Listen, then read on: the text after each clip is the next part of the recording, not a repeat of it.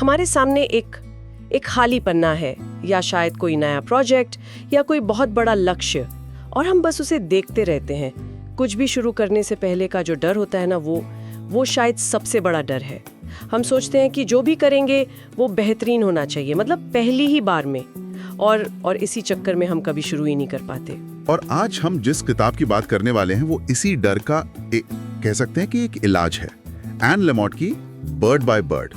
और ये किताब मतलब सिर्फ लिखने के बारे में नहीं है, ये किसी भी काम को शुरू करने और उसे पूरा करने की हिम्मत के बारे में है। बिल्कुल। एन लेमॉट एक अमेरिकन लेखिका हैं जो अपनी बेबाकी और अपनी ईमानदारी के लिए जानी जाती हैं। वो अपनी जिंदगी की मुश्किलों, चाहे वो डिप्रेशन हो या अकेले बच्चे को पालना, इन सब के बारे में बहुत खुलकर लिखती हैं। और उनकी यही ईमानदारी इस किताब को एक कैसे लिखें वाली गाइड से कहीं ज्यादा बना देती है। ये एक दोस्त की तरह है जो आपके कंधे पर हाथ रख के कहता है, अरे घबराओ मत, सब ठीक हो जाएगा। सही कहा। और इसीलिए टिम फेरिस जैसे लोग भी इसे इतना पसंद करते हैं, क्योंकि ये परफेक्शन का जो बोझ है ना, उसको हमारे सिर से उतार फेंकती है। ये किताब उन सब के लिए है जो कुछ बनाना चाहते हैं, कुछ कहना चाहते हैं, लेकिन उस पहली लाइन को लिखने से डरते हैं। तो चलिए इसी डर को ही सबसे पहले पकड़ते हैं। जब मैंने पहली बार इस किताब का एक कॉन्सेप्ट पढ़ा, शिटी फर्स्ट ड्राफ्ट्स, मतलब घटिया पहला ड्राफ्ट, तो सच कहूं मुझे ऐसा लगा जैसे किसी ने मेरे सिर से एक बहुत बड़ा बोझ हटा दिया हो। हाँ, ये इस किताब का दिल है, कह सकते हैं। लेमॉट कहती हैं कि दुनिया में कोई भी लेखक, कोई भी महान लेखक पहली बार में शानदार ड्राफ्ट नहीं लिखता। ये एक मिथक है, एक झूठ है।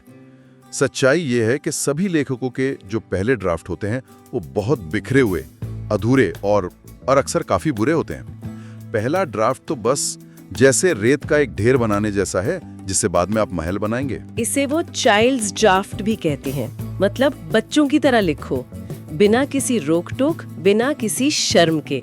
जो मन में आ रहा है बस उसे कागज पर उतरने दो। बिल्कुल, क्योंकि उस वक्त आपका काम जज करना नहीं है, सिर्फ बनाना है। एडिटिंग और सुधार का काम वो सब बाद में आएगा। ये विचार इतना ताकतवर इसलिए है क्योंकि ये हमें शुरू करने की इजाजत देता है।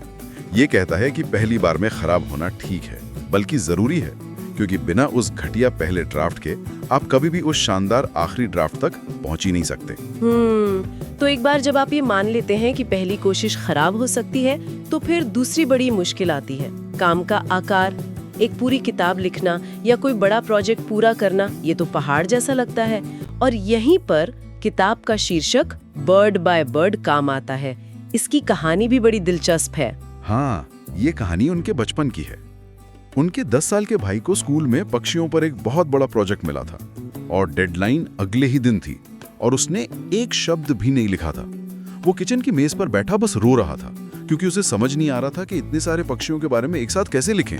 हम सब उस स्थिति में रहे जहाँ काम इतना बड़ा लगता है कि हम हिल भी नहीं पाते, एकदम फ्रीज हो जाते हैं। तभी उनके पिता, जो खुद भी एक लेखक थे, उसके पास आए, उसके कंधे पर हाथ रखा और बस इतना कहा, bird by bird buddy, just take it bird by bird. यानी एक बार में बस एक पक्षी के बारे में सोचो, बस एक, फिर अगले वाले के बारे में सोचना। लिखने का भी यही नियम है। पूरी किताब के बारे में सोचकर घबराओ मत, बस आज का एक पैराग्राफ देखो, एक छोटा सा हिस्सा। और ये सिर्फ लिखने पर लागू नहीं होता है ना, ये तो जिंदगी के किसी भी बड़े लक्ष्य को हासिल करने का यही तरीका है, एक बार में एक कदम। बिल्कुल, ये जो परफेक्शन का बोझ और काम का बड़ा आकार है, ये दोनों चीजें मिलके हमें पंगु बना देती हैं। लेमॉट इन दोनों का इलाज हमें एक साथ देती है। ठीक है, तो हमने शुरू करने की इजाजत दे दी, बड़े काम को छोटे हिस्सों में बांट भी लिया, लेकिन अब आगे का रास्ता कैसे देखें? कई बार हमें पता ही नहीं होता कि कहानी जाएगी कहाँ, और ये भी एक तरह का डर है। इसके लिए लेमॉट एक बहुत ही खूबसूरत उपमा देती हैं, रात में गाड़ी चलाना।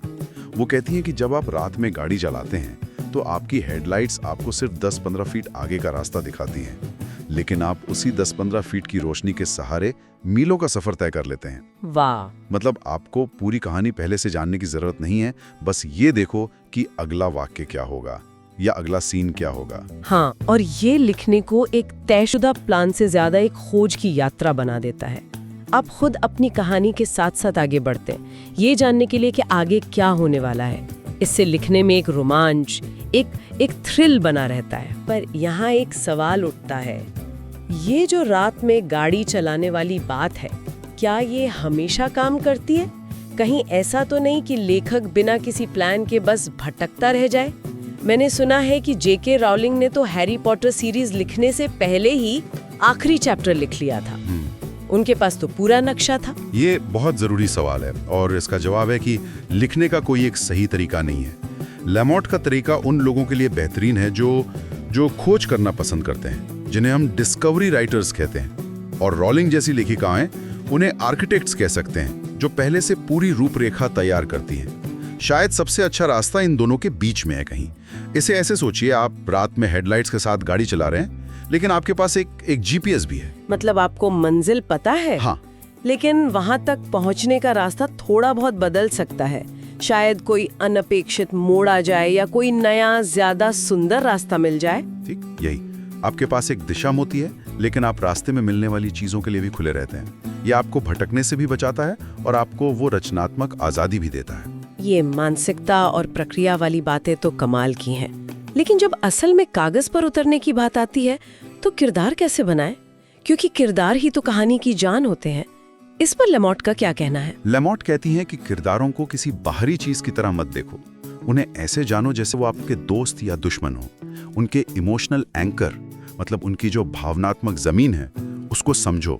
वो असल में क्या चाहते हैं, उन्हें किस बात से डर लगता है, उनके अंदर क्या खिल रहा है और क्या मुरझा रहा है। मतलब सिर्फ ये नहीं कि वो कैसे दिखते हैं या क्या करते हैं, बल्कि ये कि वो अंदर से कैसे हैं, उनकी साइकोलॉजी क्या है। हाँ, और वो एक बड़ी जरूरी बात कहती हैं, अपने किरदारों को हमेशा बचाने की कोशिश मत करो। उनके साथ बुरी चीजें होने दो, क्योंकि मुश्किलों से ही किरदार निखरते हैं और कहानी दिलचस्प बनती है। और एक बहुत ही प्रैक्टिकल सलाह देती हैं, अपने किरदारों के डायलॉग हमेशा जोर से पढ़कर देखो, ताकि पता चले कि वो असली लग रहे हैं या नहीं। बिल्कुल, क्या असल जिंदगी में लोग ऐसे बात करते हैं? ये छोटा सा अभ्यास आपके किरदारों को एक तरह से जिंदा कर सकता है। और ये सब करने के लिए रोज लिखने की मेज पर बैठना जरूरी है। यहाँ वही पुरानी बहस आती है, प्रेरणा का इंतजार करें या अनुशासन अपनाएं, मोटिवेशन वर्सेस डिसिप्लिन। मॉट बिल्कुल साफ है। वो कहती हैं कि प्रेरणा एक ऐसी मेहमान है जो कभी कभार ही आती है, आप उसके भरोसे नहीं बैठ सकते। अच्छे लेखक अनुशासन और एक रूटीन का पालन करते हैं। हर दिन लिखने के लिए एक समय और एक जगह तय करो और रोज वहां पहुंचो, चाहे लिखने का मन हो या ना हो। जैसा कि स्टीफन किंग कहते हैं, शौकिया लोग प्रेरणा का इंतजार करते हैं, बाकी हम सब बस उठकर काम पर लग जाते हैं। रोज लिखने की आदत से शायद आपका अवचेतन मन, जो सबकॉन्शियस माइंड है, वो भी तैयार हो जाता है कि इस समय उसे रचनात्मक होना है। सही बात है।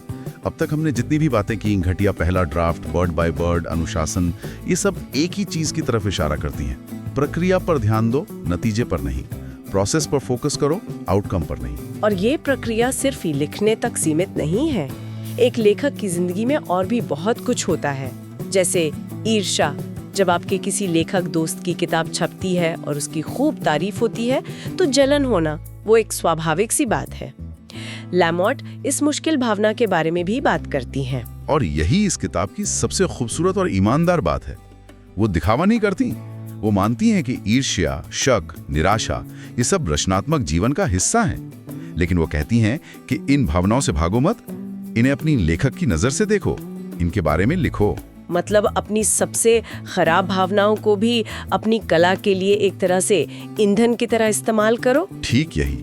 जब आप अपनी ईर्ष्या के बारे में ईमानदारी से लिखते हैं तो उसका जहर कम हो जाता है और आपकी लेखनी में एक ऐसी सच्चाई आती है जो पाठकों को सीधे छूती है। दिलचस्प बात यह है कि ये विचार भी घटिया पहले ड्राफ्ट वाले विचार से ही जुड़ा है। दोनों ही हमें अपनी अपूर्णता को, चाहे वो हमारे काम में हो या हमारी भावनाओं में, उसे स्वीकार करने के लिए कहते हैं। दो छोटी छोटी चीजों को देखो, जो सच है उसे लिखो। परफेक्ट होने की कोशिश मत करो, बस ईमानदार होने की कोशिश करो। बड़े लक्ष्यों से डरो मत, उन्हें छोटे छोटे हिस्सों में तोड़ लो। और सबसे जरूरी, रोज काम पर लग जाओ। तो इस पूरी चर्चा से कौन सी बातें हैं जो रोजमर्रा की जिंदगी में लागू की जा सकती हैं? तो प्रैक्टिकल टेकअवेज क्या हैं? मेरे ख्याल से 5 बातें हैं जो बहुत जरूरी हैं। पहली, एक रूटीन बनाएं। लिखने के लिए या किसी भी क्रिएटिव काम के लिए रोज थोड़ा समय निकालें, भले ही उस दिन कुछ अच्छा ना बन पा रहा हो। बस उस कुर्सी पर बैठना जरूरी है। बिल्कुल। दूसरा, घटिया पहला ड्राफ्ट लिखने की इजाजत दें। किसी भी काम की शुरुआत में परफेक्ट होने की उम्मीद छोड़ दें, बस शुरू करें। ये तो बहुत बड़ी राहत है। तीसरी, बर्ड बाय बर्ड, किसी भी बड़े और मुश्किल काम को छोटे छोटे संभालने लायक हिस्सों में बांटकर करें। एक बार में एक कदम। हाँ, चौथा, एक नोटबुक रखें।